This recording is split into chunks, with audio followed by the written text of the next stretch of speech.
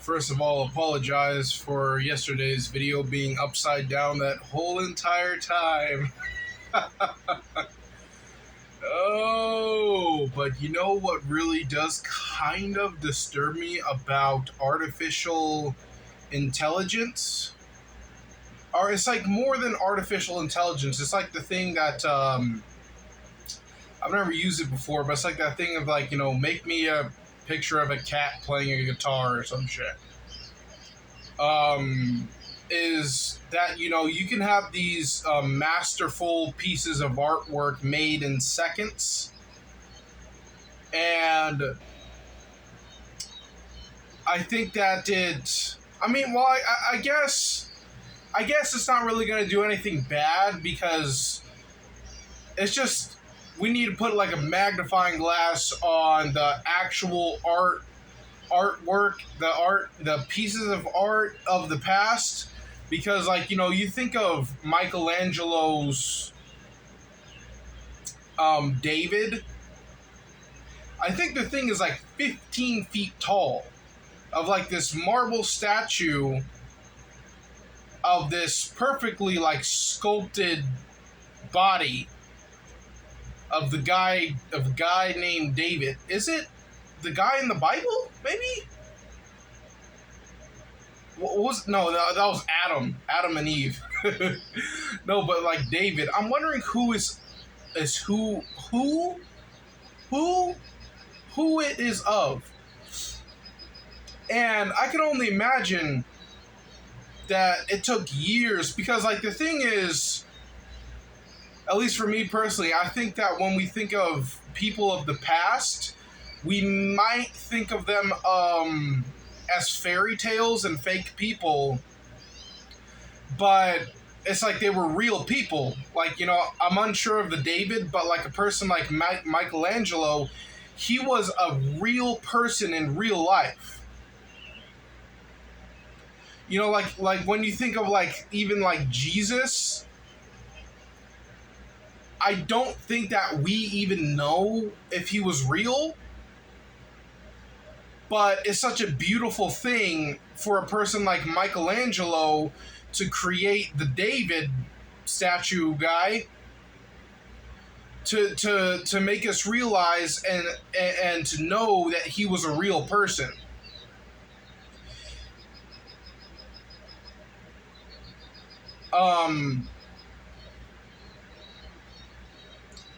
It's like, and even, is that like God-given talent? Because it's not just the David that he created.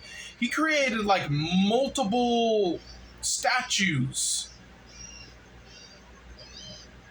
And it's just like, is that just like a God-given ability to know how to sculpt rock? Or is that trying it again and again and again and again and just getting better and refining that type of talent to make these artworks? I mean, some coffee over here.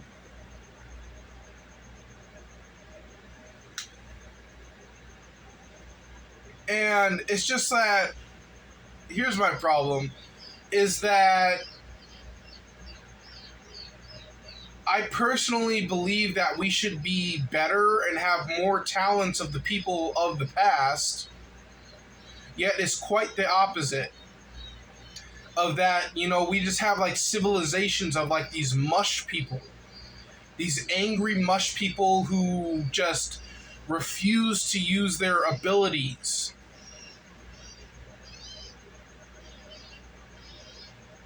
And where the refusal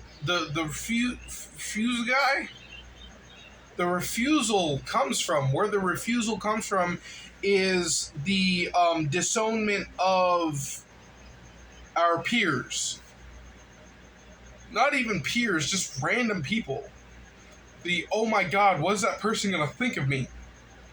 And I have this too, of like, maybe like a employee drives by and they see me recording myself of this magical, weird artwork, this art thing that is called vlogging. of that for me personally, I actually felt it. I remember it was when I was in front of a Home Depot and I took that shot with the big bag of, I said something like I have a bag of like goodies or something like that, and I was recording myself. And the feeling that I felt was shame.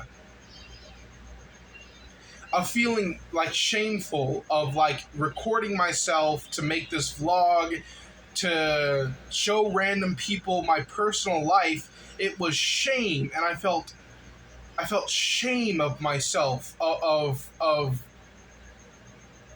diving deep into this artwork, which is vlogging. And it's like a thing that I like to do, but I feel bad. I feel bad to do it because I feel maybe like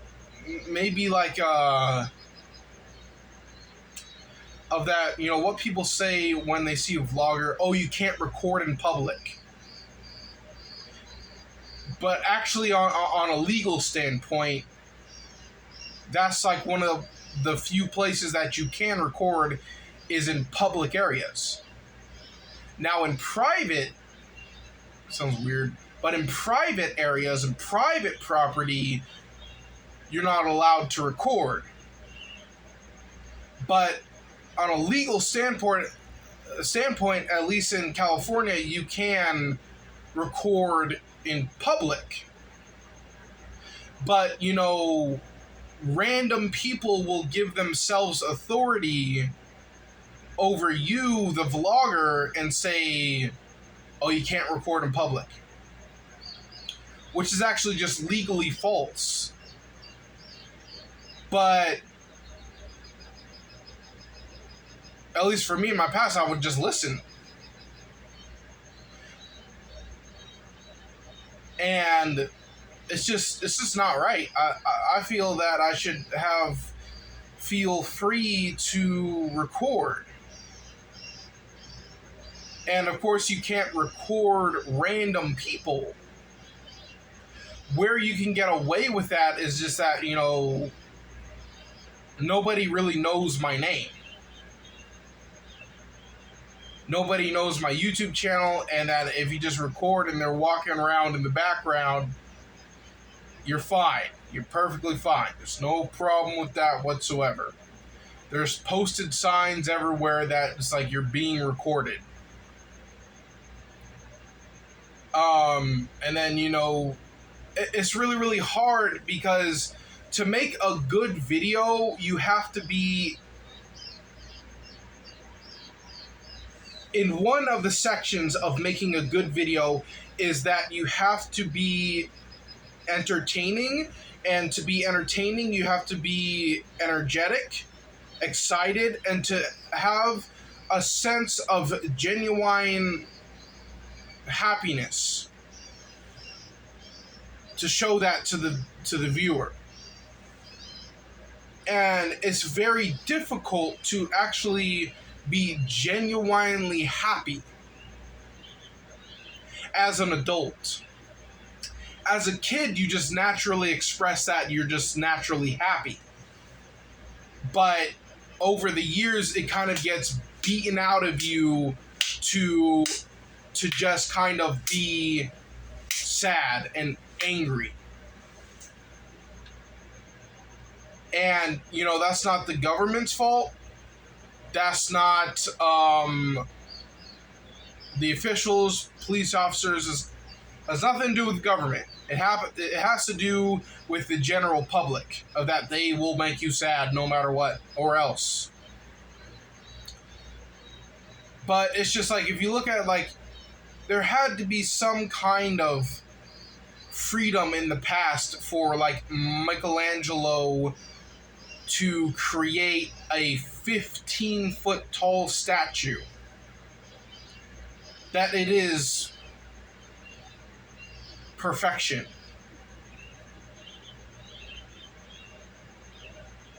I personally don't believe that he just picked up a freaking hammer and a chisel and just automatically got it good the first time, because I don't believe that Michelangelo was some kind of wizard or god or type of anything other than just a human being. Just being a human being guy. Yet he managed to make multiple statues with his bare hands. Just him. There was no secretary that he brought in, oh, can you finish this part in the statue? It was just him. And even in my book that I'm reading, there was this one painter who, painted like Jesus, and it looks really, really good. And he died at the age of 21. And it's just like, I think even for me personally, like, I kind of psych myself out and think that I'm not going to be able to,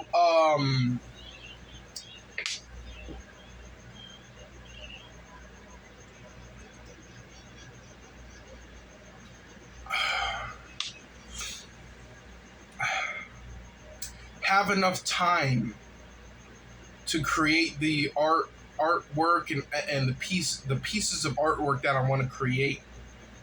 And I think it's very strange that starting inside of my home, which is on the inside of my truck. You see how I just randomly spray painted that golden pole, which maybe I'll show in like tomorrow's video or something. But with that said, I guess I'll see you guys in tomorrow's video. Bye.